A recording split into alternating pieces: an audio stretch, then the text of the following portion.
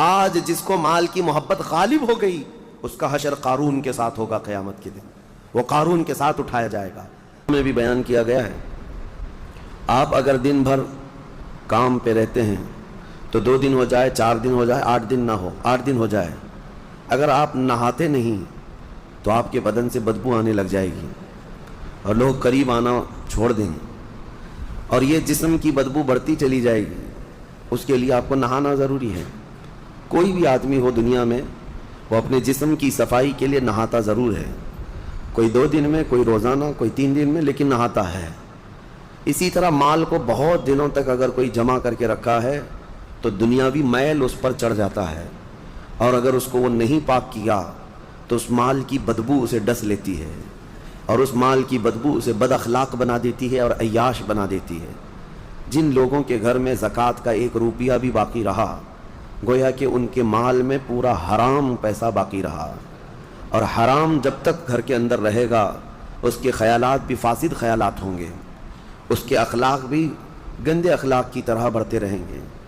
میں آپ کو بتاؤں، کسی کے گھر کے سامنے سے آپ گزر رہے ہیں اور گھر کے اندر اگر کسی نے اگربتی جلائی ہے، بخور لگایا ہے، تو خوشبو باہر آ ہی جاتی ہے، گزرتے ہی پتہ چلتا ہے۔ لیکن اگر کسی کے گھر کا ٹوائلٹ ٹوٹ چکا اور اس کی غلاظت گھر کے اندر بہہ رہی ہے تو اس کی بدبو صرف گھر والے نہیں، باہر والے بھی سونگنے لگ جائیں گے۔ اسی طرح سے حرام مال کسی کے گھر میں ہے تو اللہ کے فرشتے اس گھر کے آس پاس تک نہیں آتے ہیں۔ حرام مال جس کے گھر میں جمع کیا ہوا ہو وہ ایسی ہی بدبو دیتا ہے، اللہ کے فرشتے اس کے قریب نہیں آتے ہیں۔ اسی لیے میرے عزیزو، زکوٰۃ کا نظام لوگوں کو ایسا لگتا ہوگا کہ یہ صرف دان دینا ہے، جیسے دوسرے دھرموں میں ہے، دوسرے ادیان میں ہے، جسے دان جس کو کہتے ہیں کہ جس کو جتنا چاہے وہ دان دینا چاہیے، اور اس کے ہاں ان لوگوں کو بڑھا چڑھا کر کے بھی بیان کیا جاتا ہے۔ دان ایک خیرات ہو گئی، وہ نفل ہے۔ اسلام میں وہ دان دینے کا وہ تو ایک بہت بڑا الگ طبقہ ہے، یعنی خیرات کرنا، لیکن زکوٰۃ جو ہے یہ صرف خیرات نہیں، یہ فرض ہے۔ جیسے آپ کے لیے فرض یہ نماز فرض ہے، جمعہ آپ کے لیے فرض ہے، اسی طرح سے صاحب حیثیت کے لیے زکوٰۃ فرض ہے، اور اگر اس نے زکوٰۃ نہیں نکالا تو اس کے متعلق قرآن کیا کہتا ہے سنیں، والذین یکنزون الذهب والفضة ولا ينفقونها فی سبیل اللہ فبشرهم بعذاب علیم۔ محبوب، جو لوگ سونا اور چاندی کو جمع کر کے رکھ لیتے ہیں اور اللہ کی راہ میں اس کی زکوٰۃ نہیں دیتے یا خرچ نہیں کرتے، آپ ان کے لیے دردناک عذاب کی بشارت دے دیجئے۔ اللہ فرما رہا ہے اپنے محبوب سے، ان لوگوں کو دردناک عذاب کی بشارت دے دے۔ کیا ہوگا؟ یوم یحمى علیہا فی نار جہنم فتکوی بہا جباہہم وجنوبہم وظہورہم ھذا ما کنزتم لانفسکم فذوقوا ما کنتم تکنزون۔ اللہ فرماتا ہے جس دن آگ تپائی جائے گی، جہنم کی آگ تپائی جائے گی، بھڑکائی جائے گی، تو اس آگ کے ذریعے سے ان کی پیشانیوں کو داغا جائے گا، ان کے بازوؤں کو داغا جائے گا، ان کے پیچھے والے حصے کو داغا جائے گا اس گرم تپی ہوئی آگ سے، اور پھر اس سے کہا جائے گا ھذا ما کنزتم لانفسکم، یہ تو وہی ہے جو تو نے اپنے لیے خزانہ کر کے رکھا تھا، یہ وہی ساری چیزیں ہیں جو تو نے اپنے لیے سیف کر کے رکھا تھا۔ فذوقوا ما کنتم تکنزون، جو کچھ تم جمع کرتے تھے اب چکھو آج کے دن، آج اس کو چکھو، یہ کہا جائے گا، اس کو چکھایا جائے گا اور عذاب میں مبتلا رہے گا۔ یہاں تک کہ یہ تو قیامت کے دن کے عذابات کا ذکر ہے، اور قبر کے متعلق فرمایا گیا کہ اس کی میت قبر میں رکھ کر کے چلے جانے کے بعد سے لے کر قیامت قائم ہونے تک ایک خوفناک سانپ اس کے گلے میں پھندا ڈال کر قبر میں بیٹھا رہے گا، اور اس کی ناک کی ہڈی کو ڈستا ہوگا اور چوستا ہوگا۔ وہ قبر والا پریشان اس عذاب سے اس کو دور کرنے کی کوشش کرتا رہے تو وہ سانپ کہتا ہے کہ تو مجھے کیوں الگ کرتا ہے، میں تیرا مال ہی تو ہوں جسے تو دنیا میں بہت زیادہ عزیز رکھتا تھا، میں تیرا سونا چاندی اور تیرا جمع کیا ہوا مال ہی تو ہوں، تو اب اس سے مجھ سے چھٹکارا اس وقت تک نہیں حاصل کر سکے گا جب تک اسرافیل علیہ السلام سور نہ پھونک دیں۔ میرے عزیزو، یہ جو وعیدیں آئی ہیں ان لوگوں کے لیے ہیں جنہوں نے اپنے مال کا حق اللہ کی راہ میں نہیں دیا۔ آپ دیکھیں اللہ کریم نے جو کچھ بھی دیا ہے آپ کو، یہ آپ کی اپنی محنت نہیں، جو اگر یہ سمجھتا ہو میں نے اپنے خون پسینے کی محنت سے یہ سب کمایا ہے، یہ خام خیالی ہے میرے عزیز۔ اللہ تبارک و تعالیٰ اگر نہ دینا چاہے تمہاری ناک زمین پر گھس جاتی، وہ ایک سکہ بھی تجھے نہ ملتا۔ رب تعالیٰ کی یہ عنایتیں ہیں جو تمہیں مال دیا، لیکن جس نے دیا کیا تم سے اس نے پورے آدھے مال کا تقاضا کیا؟ رب تبارک و تعالیٰ نے فرمایا کہ تم کو اگر 1,00,000 روپے کی قیمت کی کوئی چیز آج دنیا میں دی گئی تو 50,000 اللہ کی راہ میں دے دینا، یا 1/4 25,000 دے دینا، 1 پاؤ حصہ دے دینا۔ نہیں، دنیا تو تقاضا کرتی ہے پرسنٹیج کا۔ یہاں رب تبارک و تعالیٰ نے پورے سال میں، وہ بھی انکم پر نہیں، سیونگ پر۔ یاد رکھو، دنیا کی جو ٹیکس ہیں، جتنی بھی ڈپارٹمنٹ ہیں، وہ تمہارے انکم پر ٹیکس لگاتی ہیں۔ انکم جتنی ہو رہی ہے اس پر ٹیکس ہے۔ انکم ٹیکس کیا ہے؟ آپ جتنا کما رہے ہیں اس پر ٹیکس آتا ہے، لیکن میرا مولا تمہارے انکم پر نہیں۔ تم سال میں کروڑ روپے بھی کماتے کیوں نہ ہو، لیکن اگر بچتا کچھ نہیں ہے تو زکوٰۃ کچھ بھی نہیں، زکوٰۃ کچھ بھی نہیں ہے۔ ہاں، جو سیونگ ہے تمہارے پاس، جو بچی ہوئی چیز ہے، اس کے لیے رب تعالیٰ فرماتا ہے جو بچا کر تم نے رکھا ہے، اب اس کا آدھا نہیں، اس کا پاؤ نہیں، اس کا 10واں حصہ نہیں، اس کا 20واں حصہ نہیں، بلکہ اپنے پورے مال کا 40واں حصہ 2.5% صرف اللہ کی راہ میں ادا کیا کرو۔ باقی 97.5% تمہارے پاس سیف رہتا ہے، 97.5% تمہارے پاس۔ مجھے حیرت ہوتی ہے زکوٰۃ کے اس نظام کو، کبھی میں سوچتا ہوں اتنا 2.5% نکالنے سے ہوتا کیا ہے؟ کس کا بھلا ہوگا؟ نکالنے والے کا کیا نقصان ہونے والا ہے؟ کچھ بھی نہیں۔ اور جس کو دے رہے ہیں اس کا کیا ہوگا؟ نہیں۔ یہ رب ذوالجلال کی حکمت بالغہ ہے۔ آپ کو میں بتاؤں، رسول اقدس صلی اللہ تعالیٰ علیہ وسلم کے زمانے میں جو غربت تھی مدینے کی، وہ ایسی غربت تھی کہ صحابہ کے پاس پورا جسم چھپانے کے کپڑے بھی نہیں تھے۔ کسی کے پاس 2 کپڑے، کسی کے پاس 1 کپڑا، اور کھانے پینے کی اشیاء کی ایسی قلت تھی کہ وہ صرف 1 یا 2 کھجور پر پورا دن گزار لیتے تھے۔ ان کے پاس ہتھیار خریدنے کے لیے پیسے نہیں تھے، جو جنگوں میں ایسی لکڑیاں لے کر چل پڑتے تھے۔ غربت کا عالم یہ تھا۔ آپ کو میں بتاؤں، جنگ بدر جو ہوئی ہے 17 رمضان المبارک کو، 313 صحابہ میرے آقا کے ساتھ گئے تھے بدر کی وادی تک، 160 کلومیٹر۔ لیکن آپ کو پتہ ہے ان 313 صحابہ کے درمیان صرف 4 گھوڑے تھے، 4 گھوڑے۔ آپ سوچ سکتے ہیں 4 گھوڑے تھے صرف جس پر سواری کی جا سکتی ہے 313 لوگوں کے پاس۔ وہ غربت کا عالم تھا، لیکن نبی کریم صلی اللہ تعالیٰ علیہ وسلم نے یہ زکوٰۃ کا نظام قائم فرمایا۔ میں آج آپ کو بتاؤں کہ حضور پاک کی وفات ظاہری کے بعد صدیق اکبر کا زمانہ آیا، 2.5 سال صدیق اکبر نے خلافت کی۔ اس کے بعد سیدنا عمر ابن خطاب کا زمانہ آیا۔ اب دور خلافت عمر میں حضرت عمر فاروق کی خلافت کا دور ہے۔ اب زکوٰۃ کا نظام بڑھ چکا تھا، اسلام کی سرحدیں بھی بہت دور ہو چکی تھیں، بہت پھیل چکی تھیں۔ یمن کے گورنر سیدنا معاذ ابن جبل رضی اللہ تعالیٰ عنہ، صحابی رسول ہیں، وہاں کی زکوٰۃ کلیکٹ کرتے ہیں اور وہ زکوٰۃ مدینہ بھیجتے ہیں حضرت عمر کے پاس، خط لکھ کر کے، امیر المومنین، یمن کے غنی حضرات کی یہ زکوٰۃ ہے، فقرائے مدینہ میں اس کو تقسیم کر دیا جائے۔ جب مال مدینے پہنچا، سیدنا عمر فاروق رضی اللہ تعالیٰ عنہ نے لیا، مدینے میں اعلان کیا کہ یمن سے زکوٰۃ آئی ہے، جو مستحقین ہیں وہ آ جائیں۔ 3 دن تک مسلسل اعلان ہوتا رہا۔ مدینے میں ایک آدمی بھی زکوٰۃ لینے والا رہا ہی نہیں، ہر ایک اتنا کیپیبل ہو چکا تھا کہ زکوٰۃ دینے والے تھے، مدینے میں لینے والا کوئی تھا ہی نہیں۔ یہ اتنا جلدی کیسے ریولیوشن آیا؟ اس غریبی سے کیسے لوگ اس منزل تک پہنچے؟ حضرت عمر فاروق رضی اللہ تعالیٰ عنہ نے پوچھا کہ مدینے میں کوئی آنے والا نہیں ہے زکوٰۃ لینے کے لیے؟ یہ وہی مدینہ ہے، جب آئے تھے تو ان کو پانی کی قلت تھی، پانی بھی نہیں پی پا رہے تھے، پیسے دے کر خریدنا پڑتا۔ تو پھر حضرت عمر نے خط لکھ کر کے واپس بھیجا حضرت معاذ بن جبل کو کہ مدینے میں کوئی بھی اب زکوٰۃ کا مستحق نہیں رہ گیا، لہٰذا یمن کے فقیروں میں ہی اس کو تقسیم کر دو۔ حضرت معاذ بن جبل کے پاس یہ مال دوبارہ گیا اور انہوں نے دوبارہ پھر خط لکھ کر کے بھیجا کہ حضور پورے یمن میں بھی کوئی فقیر نہیں رہ گیا۔ یہ نظام مصطفیٰ ہے، یہ نظام مصطفیٰ ہے۔ تم سمجھتے ہو 2.5% سے کچھ نہیں ہوتا؟ بہت بڑا ریولیوشن آتا ہے، بہت بڑا انقلاب آتا ہے، کیونکہ یہ حکم اللہ کا ہے، اور جب یہ صحیح جگہ پر پہنچے گی تو رب ذوالجلال وہ اس کی شان قدرت ہے کہ اس کس غریب کو اٹھا کر غنی بنا دے۔ میرے عزیزو، آج کئی نظام درہم برہم ہے، ہماری زکوٰۃ کا نظام بھی درہم برہم ہے۔ بعض لوگ تو زکوٰۃ کو چاہتے ہی نہیں کہ نکالیں، نعوذ باللہ، وہ عذاب الہی کے شکار ہوں گے۔ وہ چاہے 1 روپیہ بھی بچا کر کے جائیں تو پھر ان کے اوپر یہ قرضہ چڑھا ہی رہے گا مرنے تک، اور موت کے وقت جو اس کے لیے سختیاں ہیں یہ مال کی وجہ سے، اللہ بچائے۔ کچھ کا تو زکوٰۃ پر ایسا معاملہ ہے کہ وہ دینا نہیں چاہتے، اور کچھ ایسے ہیں جو دے تو لیتے ہیں لیکن کہاں دینا ہے یہ نہیں معلوم۔ اس کی وجہ سے یہ نظام ایسا ہو گیا، مستحقین تک زکوٰۃ پہنچتی نہیں، اور کسی جگہ زکوٰۃ جا کر کے جام ہو جاتی ہے، کسی جگہ زکوٰۃ ایک ہی جگہ جا رہی ہے اور وہاں سیف ہوتی گئی، اور جو مستحق تھا وہ مستحق ہی رہ گیا۔ اصل مسئلہ جو ہمارے بیت المال کا تھا وہ نظام ہی نہیں ہے۔ پہلے بیت المال ہوا کرتا، امیر المومنین جو ہوتے وہ سب کی زکوٰۃ کلیکٹ کر کے بیت المال میں جمع کرتے، اور پھر جتنے بھی فقراء ہوتے تھے ان کا رجسٹر ہوتا تھا کہ کون کون مستحق ہے، اور ان کو سال پر فوکس کر کے بیت المال سے دیا جاتا۔ اگلے سال تک وہ فقیروں کا نام رجسٹر میں ہوتا ہی نہیں تھا، کیونکہ ان کو اتنا دیا جا چکا ہوتا کہ وہ اپنا کاروبار کر رہے ہوتے، اپنی تجارت لگا چکے ہوتے، اور دوسرے سال وہ خود اپنی زکوٰۃ لے کر کے بیت المال میں آتے تھے۔ یہ نظام تھا۔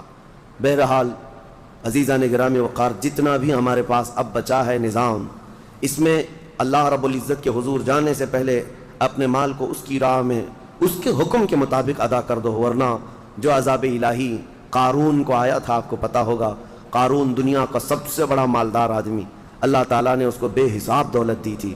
اسی سے سوچو آپ کہ اس کے خزانے اتنے تھے کہ خزانوں کی چابیاں 70 اونٹوں پر لاد کر لی جاتی تھیں۔ خالی چابیاں رکھنے کے لیے 70 اونٹ لگ جاتے تھے، تو پھر خزانے کتنے رہے ہوں گے؟ بے حساب اللہ نے اسے مالک بنایا تھا دنیا کا۔ لیکن جب زکوٰۃ کا حکم آیا حضرت موسیٰ علیہ السلام پر، تو اس نے آناکانی شروع کی کہ ایسا اتنا مال چلا جائے گا، اتنے خزانے تو زکوٰۃ میں جا رہے ہیں۔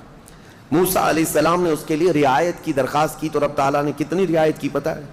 کہ قارون کے لیے زکوٰۃ اتنی کہ وہ 1000 میں 1 روپیہ دے، 1000 میں 1 روپیہ دے۔ آج آپ 100 میں 2.5 روپیہ دیتے ہیں، اور اتنے بڑے مالدار کو، کیونکہ رب تعالیٰ بہتر جانتا تھا۔ جب اس نے اس کا بھی کیلکولیشن کیا تو کئی خزانے زکوٰۃ میں نکل رہے تھے۔ اب اس کا دل نہیں مانا کہ اتنے میں خزانے کسی کو مفت میں یوں ہی دے دوں۔ مال ایک ایسی چیز ہے جب کسی کے دل پر یہ غلبہ کر جاتی ہے تو اپنے باپ کو بھی نہیں تسلیم کرتا، نہ اپنے بیٹے کو تسلیم کرتا۔ اسی لیے میرے آقا صلی اللہ علیہ وسلم نے فرمایا، مال کے طلبگار کتے کی طرح ہیں۔ کتا جو ہے مردہ کھانے کے لیے جاتا ہے، پورا بیل کھا تو نہیں سکتا لیکن دوسرے کتے کو برداشت بھی نہیں کر پاتا۔ کھاتا تو نہیں ہے پورا، لیکن کوئی دوسرا کتا آئے تو بھونکنے لگے گا، دانت نکالے گا، اس کو چیخ مارے گا۔ یہ حدیث پاک میں مثال اللہ کے حبیب نے فرمائی ہے کہ دنیا کا طلبدار کتے کی طرح ہے، اور دنیا مردار ہے۔ اس مردار کو کھانے کے لیے جتنے جھپٹ پڑے ہیں وہ اپنے سگے بھائیوں کو بھی اپنے کاروبار میں برداشت نہیں کر پاتے، شریک اس کو پارٹنر برداشت نہیں کر پاتے۔ میں یہ عرض کر رہا تھا قارون کے متعلق، اس نے موسیٰ علیہ السلام پر زنا کی تہمت لگانے کا ارادہ کر لیا کہ میں ان کو ڈیمیج کر دوں گا تاکہ پوری قوم میں ان کی امیج گر جائے، ختم ہو جائے۔ لیکن موسیٰ علیہ السلام پر وہ تہمت لگا نہ سکا۔ جس عورت کو اس نے پیسے دے کر خریدا تھا وہ عورت بول پڑی کہ مجھے قارون نے اتنے پیسے دیے موسیٰ پر تہمت لگانے کے۔ حضرت موسیٰ علیہ السلام کو جلال آیا، آپ نے صرف اتنا حکم کیا کہ اے زمین قارون کو نگل جا۔ زمین پھٹ گئی، قارون اندر جانے لگا۔ عذاب کو اپنی آنکھوں سے دیکھنے کے بعد بھی مال کا جو حریص ہوتا ہے، لالچی ہوتا ہے، اس کی طلب کیا رہ جاتی ہے پتہ ہے؟ اس وقت جب زمین اسے نگل رہی ہے، وہ موسیٰ علیہ السلام سے یوں کہتا ہے، اے موسیٰ تم مجھے دھسا کر میرے خزانوں پر قبضہ کرنا چاہتے ہو، میرے مال پر تم قابض ہونا چاہتے ہو؟ موسیٰ علیہ السلام نے کہا، اے زمین رک جا، ٹھہر جا۔ وہ جتنا دھسا تھا وہیں رکا۔ پھر آپ نے حکم فرمایا، زمین اس کے پورے خزانوں کو نگل جا۔ زمین پھٹ گئی اور ایسے اس کے خزانے ریت بن گئے، پورے دھس گئے۔ آج بھی وہ مصر میں بحیرہ قارون نام سے فیوم کی ایک جگہ میں موجود ہے، ایک سمندر کی طرح دکھتا ہے جس پر پورا پانی ہے آج، جہاں اس کے خزانے غرق کر دیے گئے تھے۔ اور اس کے بعد پھر موسیٰ علیہ السلام نے حکم دیا، زمین اس کو بھی نگل جا۔ وہ ہمیشہ کے لیے زمین بوس ہو گیا، ختم ہو گیا۔ اور اس کا ذکر قرآن پاک میں بھی اللہ تعالیٰ نے فرمایا، وَآتَيْنَاهُ مِنَ الْكُنُوزِ، ہم نے اس کو خزانے دیے تھے، لیکن اللہ کی راہ میں جب دینے کی بات آئی تو پھر دل پسیج گیا، اور دل کے اندر نہ جانے کیسے کیسے خیالات آئے کہ میں نہیں دوں گا۔ آج جس کو مال کی محبت غالب ہو گئی، اس کا حشر قارون کے ساتھ ہوگا قیامت کے دن، وہ قارون کے ساتھ اٹھایا جائے گا۔ میرے عزیزو، مال دینے سے کبھی کم نہیں ہوتا۔ میں آپ کو بتاؤں، 1400 سال کے بعد بھی آج بھی مدینہ طیبہ میں حضرت عثمان غنی کا اکاؤنٹ چل رہا ہے، پتہ ہے آپ کو؟ ان کے نام کی آج بھی ہوٹل ہے، وقف عثمان بن عفان۔ ان کا خریدا ہوا کنواں آج بھی موجود ہے مدینے میں۔ ان کے پیسے ابھی ختم نہیں ہوئے، ان کے پیسوں سے میونسپلٹی کا خرچہ آج بھی نکالا جاتا ہے مدینے کا۔ 14 صدیاں گزر گئی لیکن مال ابھی تک ختم نہیں ہوا عثمان ابن عفان رضی اللہ تعالیٰ عنہ کا۔ سنا ہے کہ ان کا کھاتا بھی چلتا ہے اور اس کو ہمیشہ ترقی دی جاتی رہتی ہے۔ میں یہ پوچھنا چاہتا ہوں میرے عزیزو، اللہ کی راہ میں دینے والے وہ عثمان ابن عفان جن کے لیے میرے آقا صلی اللہ علیہ وسلم نے دعا کی تھی۔ جب جیش العسرہ جنگ تبوک میں جا رہے تھے، نبی پاک صلی اللہ تعالیٰ علیہ وسلم نے اعلان فرمایا، کوئی ہے جو اللہ کی راہ میں اپنا مال خرچ کرے؟ حضرت عثمان غنی رضی اللہ تعالیٰ عنہ نے اعلان کیا 1000 اونٹ میری جانب سے اور اتنا ہی ساز و سامان. پھر دوسری بار حضور پاک صلی اللہ علیہ وسلم نے اعلان فرمایا اور کوئی ہے؟ حضرت عثمان غنی دوبارہ اٹھتے ہیں اور کہتے ہیں 1000 اونٹ میری جانب سے اور اتنا ہی ساز و سامان. تیسری بار میرے آقا صلی اللہ علیہ وسلم نے پھر اعلان کیا کوئی اور اللہ کی راہ میں وقف کرے گا؟ حضرت عثمان غنی پھر اٹھتے ہیں اور کہتے ہیں 1000 اونٹ اور میری جانب سے. ایک محفل میں 3000 اونٹ ساز و سامان کے وقف کرنا. اور اس کے بعد میرے آقا نے فرمایا اب عثمان کو جنت میں جانے سے کوئی چیز روک ہی نہیں سکتی. جنت واجب کر لیا انہوں نے اپنے اوپر. میں کیلکولیشن کے اعتبار سے آپ کو ایک تخمینہ اندازاً بتاؤں. اس زمانے میں جو حضرت عثمان غنی نے ایک محفل میں وقف کیا تھا حضور پاک کے ایک فرمان پر، ایک محفل میں جو دیا تھا، آج کے حساب سے جب اس کو ٹیلی کیا جائے اور کیلکولیٹ کر کے اس کی آج کی قیمت لگائی جائے تو تقریباً 116 کروڑ روپے کی قیمت ہوتی ہے. 1 ارب 16 کروڑ آج کے دور کے اعتبار سے. وہ اونٹ، وہ ساز و سامان، وہ ساری چیزیں. ہے کوئی جو فرمان مصطفیٰ پر 120 کروڑ اپنا یوں ہی لگا دے اللہ اور اس کے رسول کے نام پر؟ اب یہاں سے یہ بھی اندازہ ہوتا ہے کہ اللہ تعالیٰ نے ان کو اس زمانے میں کتنا مال دیا تھا، لیکن کبھی انہوں نے اللہ کی راہ میں خرچ کرنے کے لیے بخالت سے کام کبھی نہیں لیا. کبھی کوئی کنجوسی نہیں، کبھی کوئی مال پر بیٹھ جانا سانپ کی طرح کوئی ایک جگہ بھی ہمیں نہیں دکھا سکتا. حتیٰ کہ ایک تجارت انہوں نے جو کی تھی، اللہ اکبر، وہ ایسی تجارت کہ مدینے میں جو ہے یہودی بڑے پیسے والے تھے. آج بھی پوری دنیا کو کریڈٹ پر جو چلا رہے ہیں یہ یہودی ہیں. ملٹی نیشنل کمپنیاں سب یہ اپنے پاس رکھتے ہیں. ورلڈ بینک ان کے پاس ہیں. پوری دنیا کی بڑی بڑی کمپنیاں جو آج آپ کو نظر آتی ہیں، وہ الیکٹرانک تمام چیزوں کو لیں یا پھر کھانے پینے کی چیزوں کو لیں یا استعمال کی چیزیں، بڑے لیول کی کمپنیاں جن پر یہ ڈیرا ڈال کر بیٹھے ہوئے ہیں. اور ان کا حال یہی ہے کہ لوگوں کو سود پر دو اور ان کا پورا مال کھینچ لو. اب ہر چیز پر کریڈٹ ہے نا. آپ کو تو کوئی چھوٹا سا سامان بھی لینا ہے تو آپ کو ادھار دے دیا جائے گا اور اس کے بدلے آپ کو سود لے لیا جائے گا. یہودیوں کی یہ فطرت میں برسوں سے ہے، آج سے نہیں. پوری دنیا کو یہ نوٹ پر لا کر کھڑا کی ہیں. پہلے نوٹ یہ پیسے نہیں تھے، یہ جو کاغذ کی نوٹ آج آپ دیکھتے ہیں، یا اگر حکومت نے کہہ دیا کہ آج سے اس کی ویلیو نہیں تو کل سے تو اس کو کچرا اٹھانے کی بھی کام میں نہیں آئی. اس نوٹ کی قیمت کچھ نہیں ہے.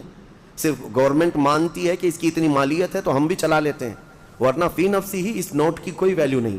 پہلے جو سکے ہوتے تھے وہ سونے اور چاندی کے ہوا کرتے. حکومت آئے جائے لیکن سونے کی اپنی قیمت تو ہوتی تھی. کوئی حکومت چلی بھی جائے، سونے کے سکے آپ کے پاس ہیں، چاندی کے سکے آپ کے پاس ہیں، بس اس کا نقشہ ہی تو مٹانا ہے، میلٹ کر کے دوسرا بنا لیتے ہیں. لیکن انہوں نے پوری دنیا سے یہ درہم و دینار کو ختم کیا اور نوٹ پہ لا کر کھڑا کیا. اس کی وجہ یہی تھی کہ نوٹوں کے ذریعے سے ان کو اتنا مالدار بنا جائے. اچانک ایک دن جیسے یہاں اعلان ہوا تھا، کہہ دیا جائے کہ نوٹوں کی کوئی ویلیو نہیں ہے، سب کے سب فقیر ہو جائیں گے، سب کے سب فقیر، کسی کے پاس کچھ نہ رہے. اس زمانے میں مدینہ طیبہ میں یہ یہودی یوں کرتے تھے کہ جو تجارت کا قافلہ ملک شام سے آتا تھا مدینے میں مال بیچنے کے لیے، تو یہ مدینے سے کچھ میل دور جا کر کے پورا مال خرید لیتے تھے اور خرید کر کے مدینے میں لا کر کے اس کو جمع کرتے. پھر 8-10 دن کے بعد اس مال کو ڈبل ٹبل نہیں، پتہ نہیں کتنے کتنے داموں سے یہاں مدینے والوں کو بیچتے تھے. بہت مہنگی چیزیں یہاں مدینے میں بیچتے، لوگ مجبوراً وہ سامان خریدتے.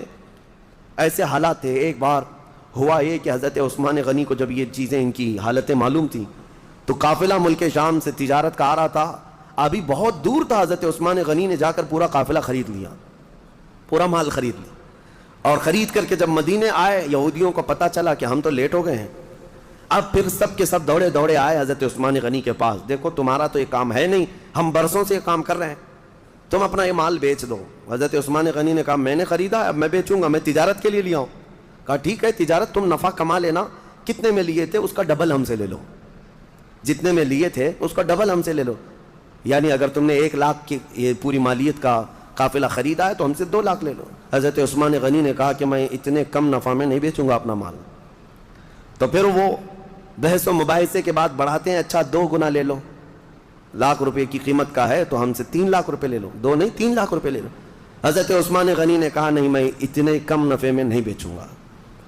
پھر بحث ہوتی رہی، 3 گنا پر آئے. اب اسی سے اندازہ لگاؤ کہ وہ 3 گنا حضرت عثمان غنی سے خرید رہے ہیں تو پھر مدینے والوں کو کتنوں میں بیچیں گے. تو حضرت عثمان غنی اس پر بھی انکار کر گئے کہ نہیں میں 3 گنا زیادہ پہ بھی مال نہیں بیچوں گا، مجھے اور نفع چاہیے. اور نفع چاہیے، میں تو زیادہ نفع کے لیے اس کو خریدا ہوں۔ وہ بحث کرتے کرتے کرتے شام ہو گئی اور 5 گنا تک آ گئے اور دھمکی دینے لگے کہ ہم نے اتنے نفع میں تمہارے مال کی بولی لگائی کہ اب دوسرا کوئی تمہارا مال خریدے گا ہی نہیں۔ حضرت عثمان نے کہا مجھے کچھ فرق نہیں پڑتا، مجھے کچھ نہیں فرق پڑتا۔ تو جاتے جاتے کسی یہودی نے کہا 10 گنا زیادہ پہ دے دو گے؟ 1 لاکھ کا مال 10 لاکھ میں دے دو گے؟ حضرت عثمان غنی نے کہا جاؤ تم اپنے گھر، میں اتنے کم نفع میں نہیں بیچنے والا۔ یہ کیا بات ہوئی؟ بہت باتیں بنائی حضرت عثمان غنی کے خلاف یہودیوں نے۔ اس کے بعد 2 دن، 1 دن گزرا تھا، مدینے کے ایک میدان میں پورے قافلے کا غلہ، تجارت کا مال سب اتار دیا گیا۔ حضرت عثمان غنی رضی اللہ تعالیٰ عنہ مدینے میں آئے اور عام اعلان کیا جس کو جس مال کی ضرورت ہے وہ اس میدان میں آئے اور مفت میں لے کر چلا جائے، جس کی جو ضرورت ہے۔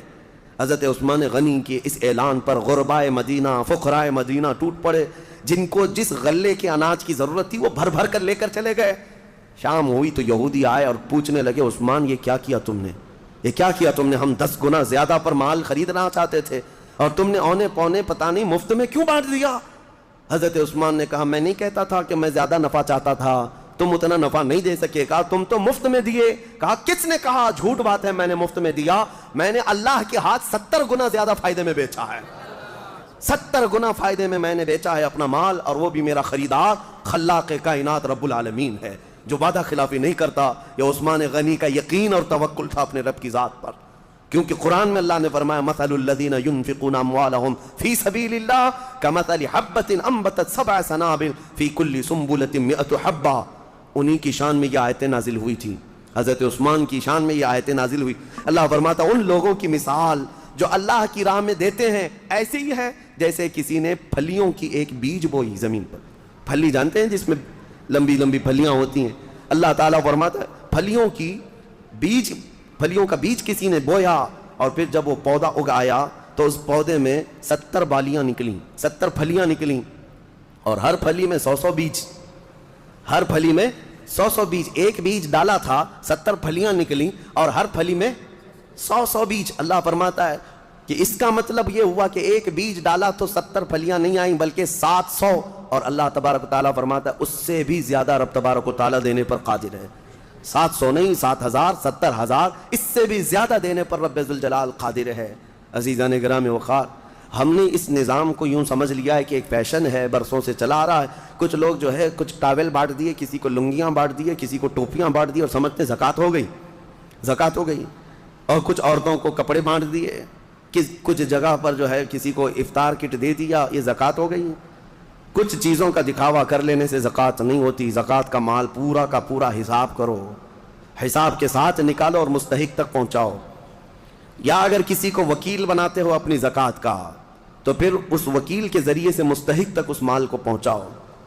آپ کو میں ایک بات بتا دوں، رب ذوالجلال تمہیں دنیا میں بھی کبھی شرمندہ ہونے نہیں دے گا اور آخرت میں بھی۔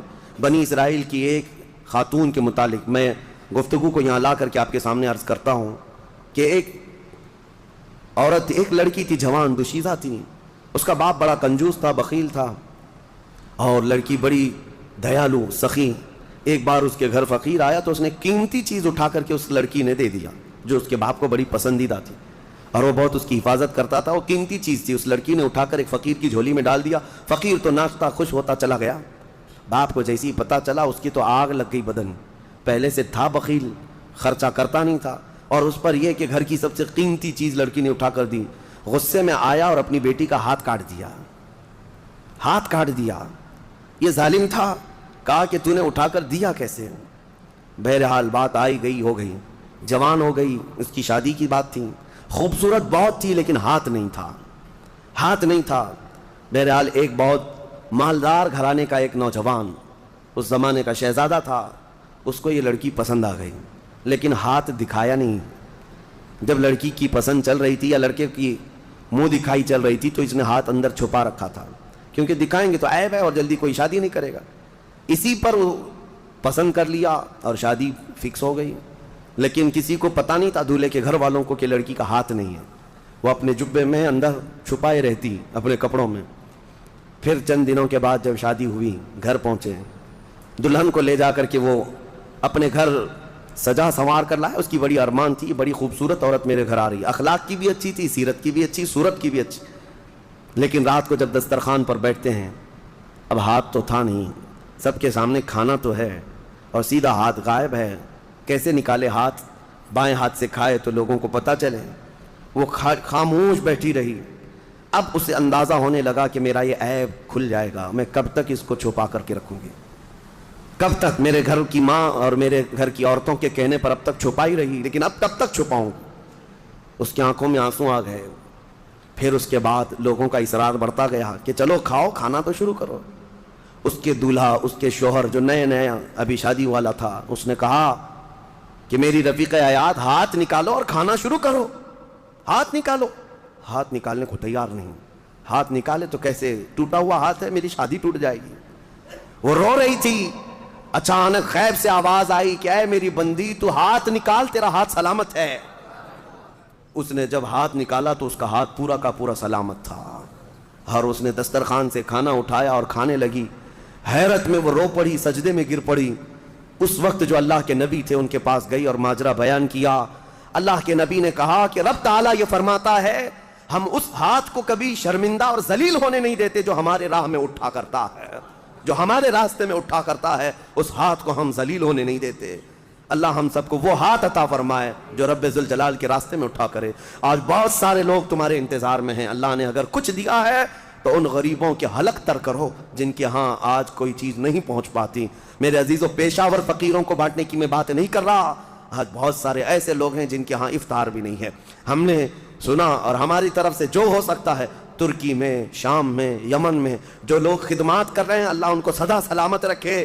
لیکن کئی گھر ایسے ہیں جو پانی پہ سحری کر رہے ہیں اور پانی پہ افطاری کر رہے ہیں، اس کے علاوہ ان کے پاس کوئی چیز نہیں، کوئی چیز نہیں۔ بہت ساری ایسی خبریں آتی ہیں، عرب دوست جو ہمارے وہاں بیٹھے ہیں وہ کہتے ہیں بچے اتنے مجبور ہو جاتے ہیں کہ رات کے وقت گھاس نکال کر کے کھا لیتے ہیں اپنے پیٹ کو۔ یہ ظالموں نے اتنی بمباریاں کی ہیں، سپر پاور طاقتیں ان کے منہ سے لقمے تک چھین چکے ہیں، لیکن آپ کو پتا ہے جو سونے کے ٹوائلٹ بنانے والی یا عربوں کی عیاشیاں ایک لقمہ ان غریبوں تک نہیں پہنچا پاتے ہیں، ایک لقمہ عراق، یمن، شام، فلسطین میں نہیں پہنچا پاتے۔ لیکن آپ حضرات اگر اپنا مال پہنچا نہیں بھی سکتے تو کم از کم ان غریبوں کا احساس تو کرو، احساس کرو۔ جب اللہ تعالیٰ تمہیں شام کے وقت دسترخوان میں کیا نہیں عطا کرتا، ہر طرح کی نعمت تمہارے دسترخوان میں افطار میں ہوتی ہے، تم اپنے پیٹ بھر لیتے ہو، اس وقت دعاؤں میں غربائے امت کو یاد کرو۔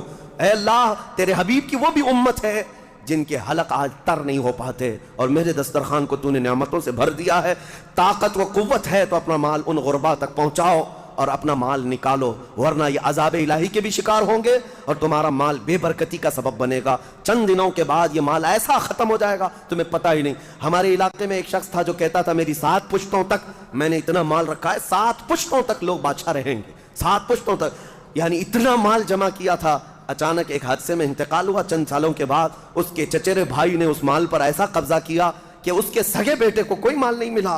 آج بھی وہ شخص موجود ہے، 10-10 روپے کی بھیک مانگتا ہے، اسی بڑے مالدار کا آدمی، وہ اپنے پان کے لیے، اپنے کھانے پینے کے لیے 10 روپے کی بھیک مانگتا ہے، جس کا باپ کہتا تھا کہ 7 پشتوں تک میرا مال چلے گا۔ میرے عزیزو، رب تبارک و تعالیٰ کے چاہے بغیر کچھ نہیں چلے گا۔ آؤ اللہ رب العزت کی بارگاہ میں دعا کرتے ہیں کہ مولا کریم ہمیں دنیاوی مال اور حرص سے محفوظ فرمائے، اور رب قدیر ہمیں اس کی بارگاہ میں جانے کے وقت پاک و صاف اور ستھرا چہرہ لے کر جانے کی توفیق عطا فرمائے۔ مولا رمضان المبارک میں غربائے امت پر تو رحم فرما دے، یمن، شام، فلسطین، عراق، افغان، برما، جہاں جہاں مسلمان قسم پرسی کے عالم میں ہے، اے رب کائنات اس رمضان میں انہیں کشادگی عطا کر دے، ان کے لیے امن و امان پیدا فرما دے۔